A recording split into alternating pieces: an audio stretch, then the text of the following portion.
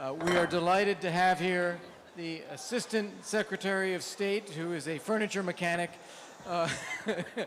Philip Reeker, a good friend for many, many years, an expert in Central and Eastern Europe and the Balkans. Thank you, David. And Peter van Praag, also a very good friend, runs the Halifax Forum, among other things. Peter is going to walk us through this conversation with Assistant Secretary Reeker. Thank you very much.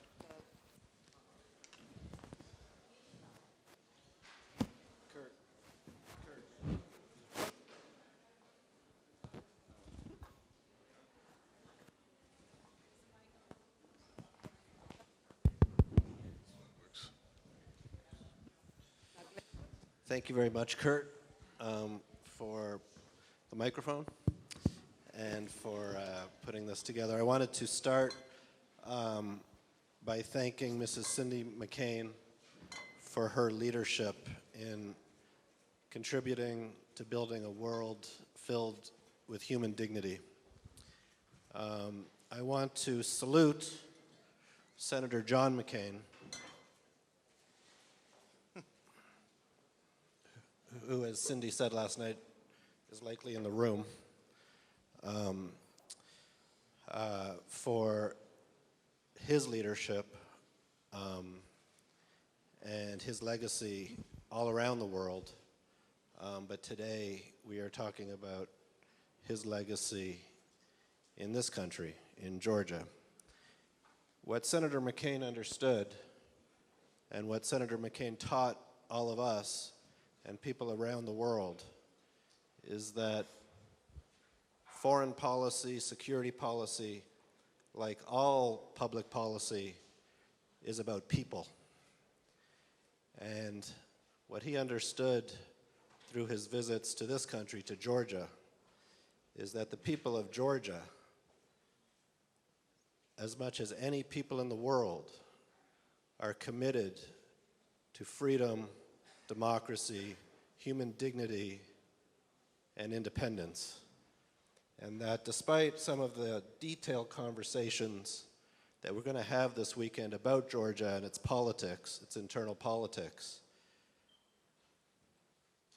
it's the people of Georgia who are going to ensure that this country's democracy grows, strengthens, and that it's not captured by anybody or anything. So it is a privilege to be here. I want to thank, as I keep going, Nino for putting this together. She really is quite a genius. So Nino, thank you. Kurt Volker, Ambassador Kurt Volker, who was here, and my good friend David Kramer, who I can see in the front row. David, thank you. Bringing us together to Tbilisi for 5 years now is really something that is quite meaningful and important for this country's democracy, but it is a message for governments all around the region, and it's a significant contribution. Thank you. It's my privilege today, and we don't have a great deal of time, so I'm going to hand over to Ambassador Philip Reeker. I want to mention that, among other things, he has a connection to Arizona State University, where he did a graduate degree at Thunderbird School of Management. And of course, the McCain Institute is affiliated with Arizona State University, and Senator John McCain was senator from Arizona. So that has to be said. As Assistant Secretary of State, congratulations. You do follow some giants, one of whom is here today. Ambassador Dan Fried is here today as well, who held that position.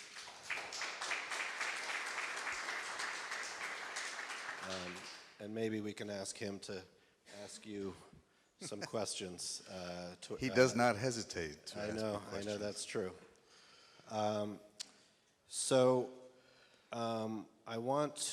I know that people here are interested to know what the American government is thinking about this country at this time.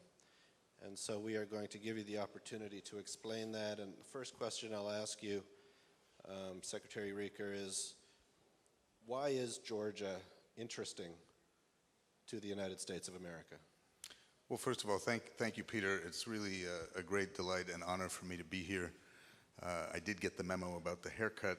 I didn't get the memo about the beard. I didn't have time Next time. to work on that, but we have time before next year, I hope. I have to consult my wife on that. But no, I'm really, really grateful for the invitation from the Economic Policy Research Center and, of course, from the McCain Institute. And I want to thank and recognize Mrs. Cindy McCain as well. It's just 2 years ago, as she and I were recalling, that I joined Mrs. McCain with Senator McCain on the shores of Lake Como on the margins of another conference there when I was posted in northern Italy. And we had an opportunity to talk, including to talk about Georgia. This is my first visit to Georgia.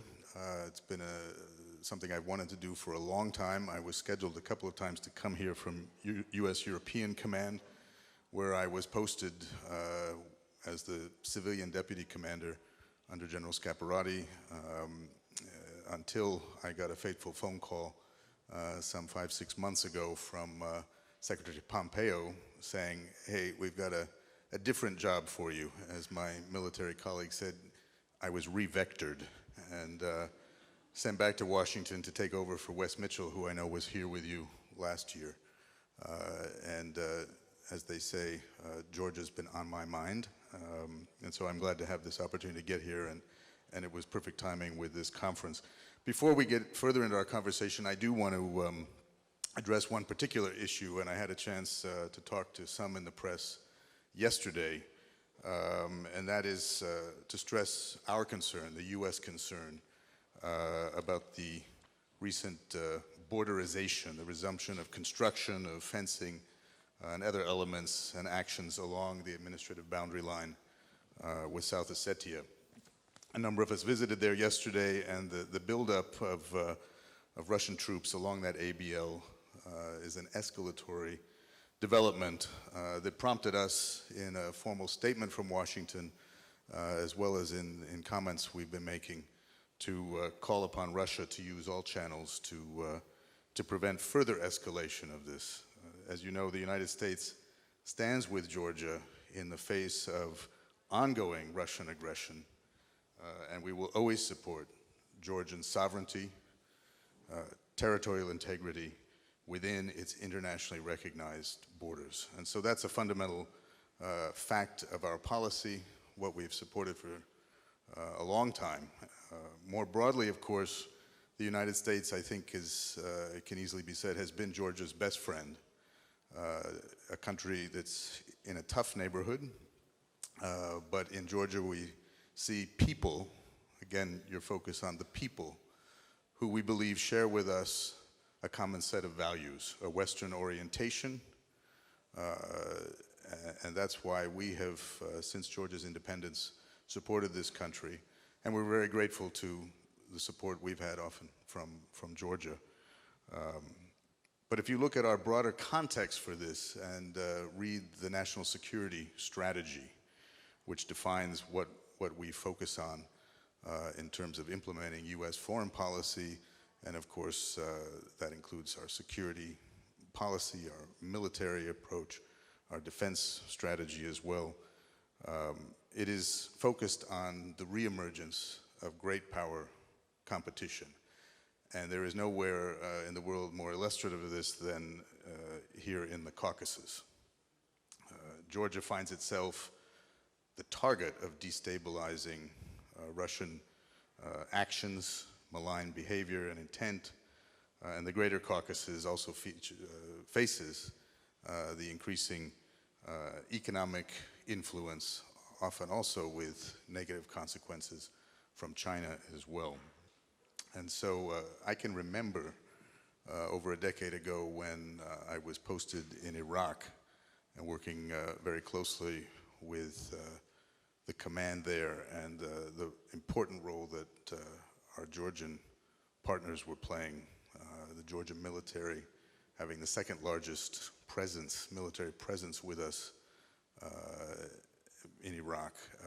And the day in 2008 when we needed to help our Georgian colleagues and partners return to defend their own country from Russian aggression. And we have the continued occupation of 1/5 of this country by Russia, and as I noted, continuing exacerbation of the situation along the ABL. So in light of this, our goal has been to help countries like Georgia resist the growing Russian and Chinese malign influence, and to ensure that Georgia and other countries can make their own decisions and their own choices when it comes to their security and their economic relationships. And this is something that Secretary Pompeo stressed when he met with now former Prime Minister Bakhtajda back in June in Washington. I joined that meeting, and I was very pleased last night to have an opportunity to meet the new Prime Minister in one of his earliest encounters, and to underscore that the United States supports Georgia, including as it seeks NATO membership and an economic integration with the EU, and as I said, with a Western trajectory. We value greatly the contributions that Georgia makes to the NATO Resolute Support Mission in Afghanistan, the participation and hosting of bilateral and multilateral exercises. These were things I focused on, and General Hodges knows a lot about that when I was at European Command, and the continued hard work that Georgia has taken towards building self-defense through the Georgia Defense Readiness Program. And I'm very pleased that my colleague, the Deputy Assistant Secretary of Defense, Laura Cooper, is here as well. So we've had a chance to meet together with Georgian officials, and I have more meetings. I look forward to seeing the speaker later today, as well as meetings with civil society groups. I had an opportunity earlier to meet with the former Prime Minister, Mr. Ivanishvili, and discuss, again, what we believe is what brings the United States and Georgia together, that is the key to a resilient society, and that's the values that we share, the values that are upheld by all of the NATO member states, and that's a continued commitment to the principles of democracy, to individual liberties, and to the rule of law. And these are key and foundational elements in the U.S.-Georgia partnership, and these are the things we will continue to look at, and we believe that Georgia has today a number of opportunities to reinforce and to demonstrate its commitment to those common values, and that includes moving forward to improve the judicial system, to enhance rule of law. I think the minister and the speaker have addressed some of these issues. The fourth wave of judicial reforms are things that we've supported and include many of our key recommendations. And so these are the things I've talked about with our Georgian interlocutors, and that we will continue to stress as important for Georgia's leaders, but most importantly, Georgian society to follow. Thank you very much. Now, I will just mention, and if people don't know, Georgian civil society organizations put out a statement today upon your arrival and on the occasion of this conference, where they spell out some of the deficits in democracy that they see at this juncture, including that perhaps the most influential Georgian does not hold elected office, that there are flaws at this juncture in terms of judicial independence. There's pressure on media organizations. There is more and more propaganda coming into the country from the north, and that there are politically motivated criminal investigations and prosecutions. And the timing of civil society's statement on this is not a coincidence. It is to get the attention of the international and the American people who are at this conference. And My understanding is you will be meeting with civil society today, and I'm wondering if you can, of course it's a closed meeting, but if you can tell us a little bit what your message to Georgian civil society who are working toward greater Georgian stronger democratic institutions, what your message will be to them. Well, I very much look forward to that meeting. Secretary Pompeo makes very clear to us as I travel throughout this vast European and Eurasian region, the importance of meeting not just with government officials, but also with opposition figures, with key figures from the media, and particularly civil society organizations. They are an important element of any democracy, and a vibrant civil society is a key to long-term success, not just for stability, but also for prosperity.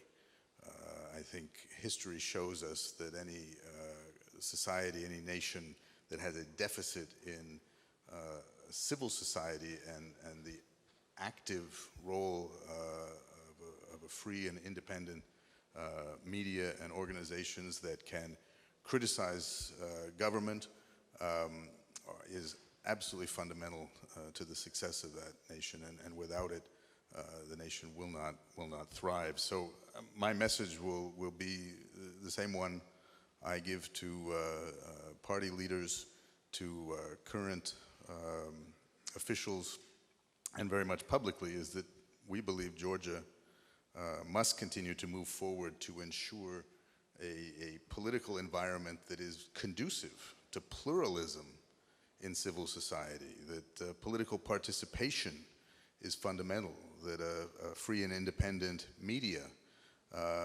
as raucous as that can be, is absolutely important, and that Georgia's political figures have a responsibility to present campaigns based on policies and ideas for the country's development, how to move forward, how to maintain the embrace of the ideas and the values that we share and hold dear, and demonstrate support for independent media.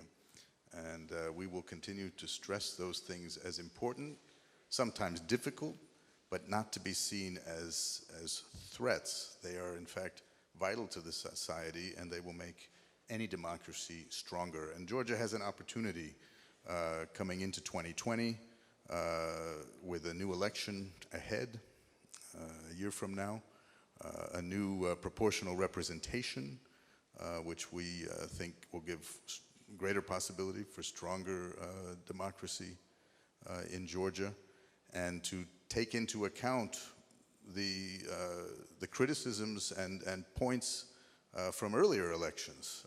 ODIHR, OSCE, and others have commented and offered ideas. These should be embraced as a way to strengthen the society, strengthens Georgia's democracy, and therefore its stability and its Western orientation and its movement into integrating with Euro-Atlantic structures.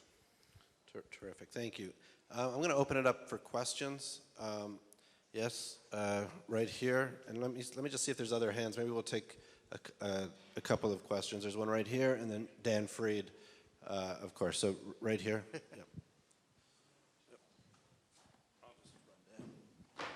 Thank you. Only mic? No. Sorry. Okay. Of course. Phil, that was a solid presentation. So Thank you. I'm gonna reward you by putting you on the spot, and it's not fair, and I apologize in advance. He's been doing this for 27 years. One form or another. I warned you, by the way. Georgians are too polite, at least, to ask you in public. Can you interpret for them and for all of us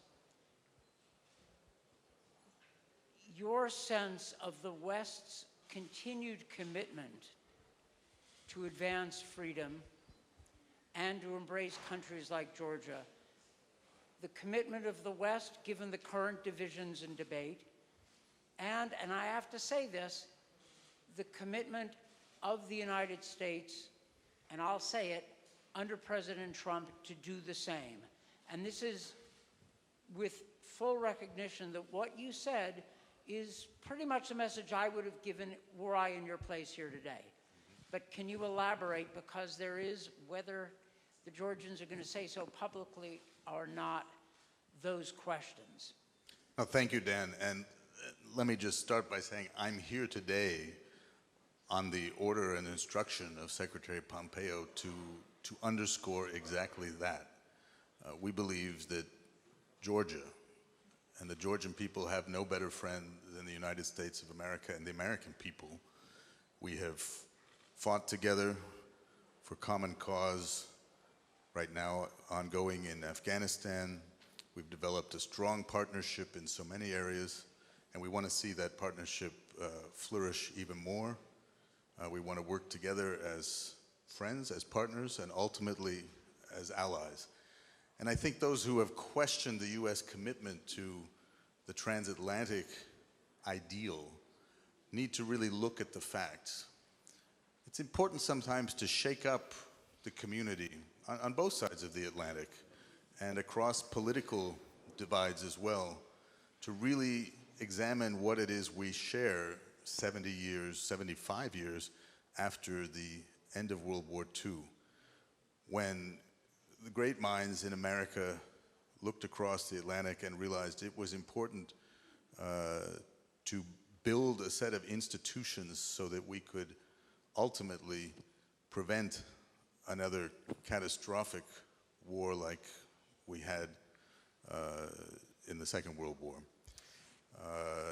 And of course, we ended up in the Cold War, but we're able to preserve a period of extended peace and unimaginable prosperity in Europe, which was then extended after 1989 and the fall of the Berlin Wall and the collapse of communism and the breakup of the Soviet Union to a much broader sphere.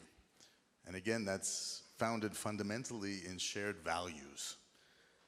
We have underscored the commitment to the NATO alliance and to the transatlantic agenda, even when we are critical of it or of the lack of full burden sharing or meeting of commitments by some allies. What I point you to is the declaration from the Brussels summit, which President Trump not only signed but embraced fully. And we all know that if President Trump didn't believe in that declaration, he would not have signed it, because he's made very clear that he will stand behind things he does support. And that included the subject of NATO enlargement. We are in the process now of admitting NATO's 30th member, a country with which I have a long history, the Republic of North Macedonia. That ratification process should be completed in the U.S. Senate this fall, and we believe the other 28 allies will also complete that so that we can welcome NATO's 30th member. Now, all of those countries that have joined NATO have had to meet the same standards, not just 2% of GDP spending on military and the appropriate 20% on purchases of appropriate systems, contributions they can make, but a set of standards, of values. And again, that's what unites us all, knowing that we are defending a set of values. Every culture, every country may be unique and individual, but together we have a set of values, and that's what has given the alliance the incredible strength it has. And we want to see Georgia take those steps. And that's why, as friends, as partners, we are very candid in talking about areas of concern, recommendations, providing resources and ideas on how to make your democracy stronger, how to show your commitment to that same set of values as you move forward. And that's the message that I've been delivering today to Georgia's leadership.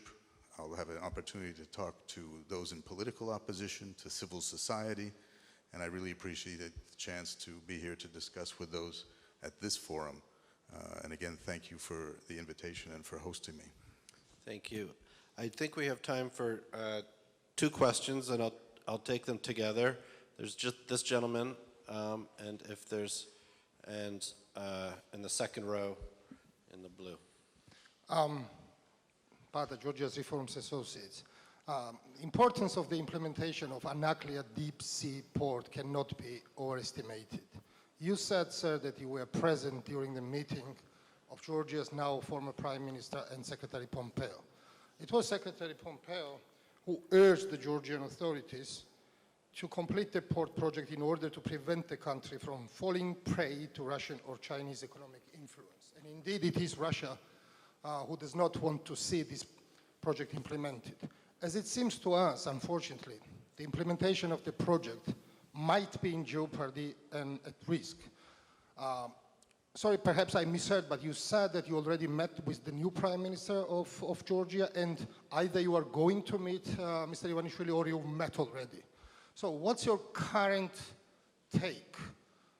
Where we are leading in terms of implementation, where Georgia leads to in terms of implementation of this hugely important project locally and internationally, and do you see the enough commitment of Georgia's current leadership, and especially Mr. Ivanishvili, this project to be implemented in a timely manner? Okay, thank you. And right here in the blue.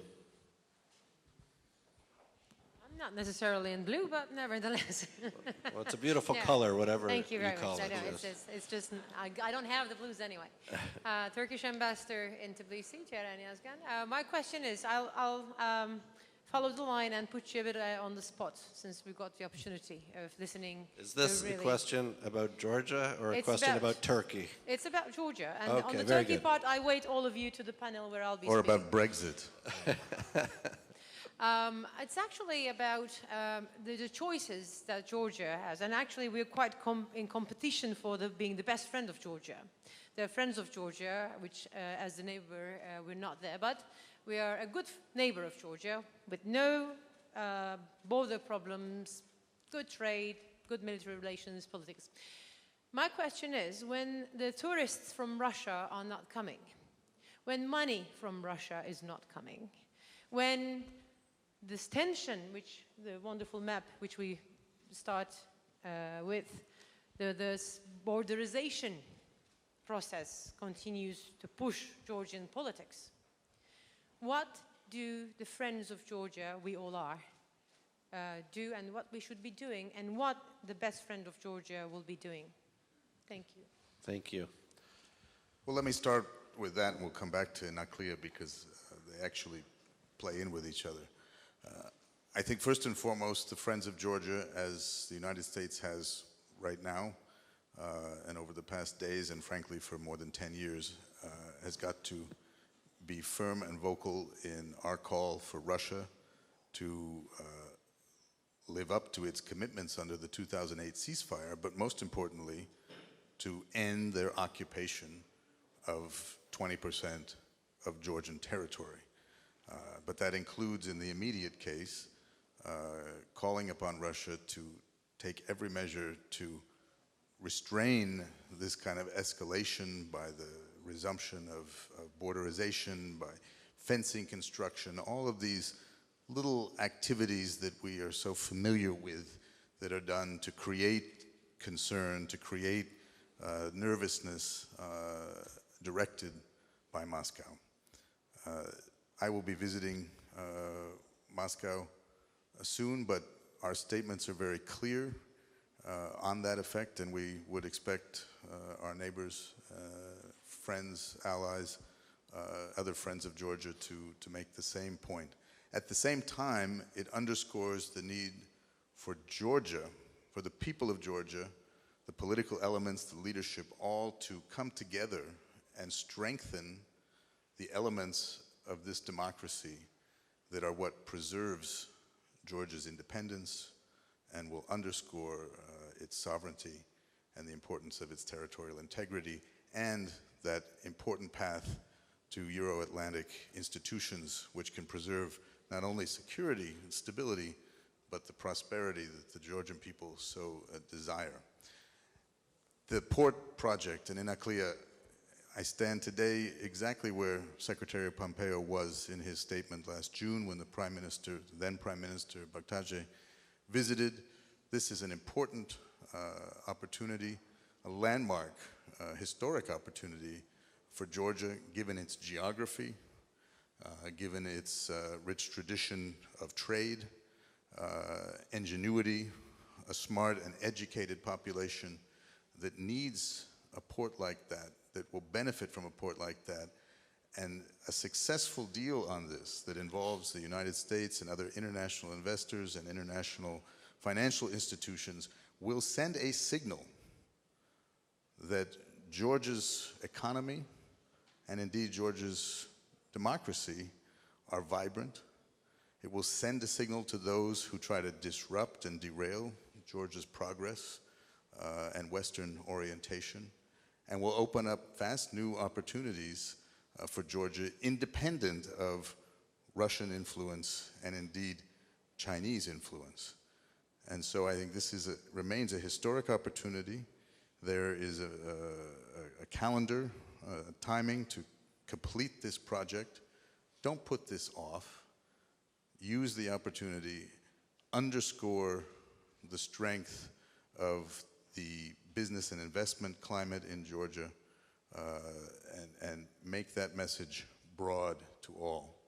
And so we hope to see real progress in that, just as we hope to see progress in all of these elements that strengthen Georgia's commitment and underscore their values quotient in terms of a Western orientation and a desire to join Euro-Atlantic institutions.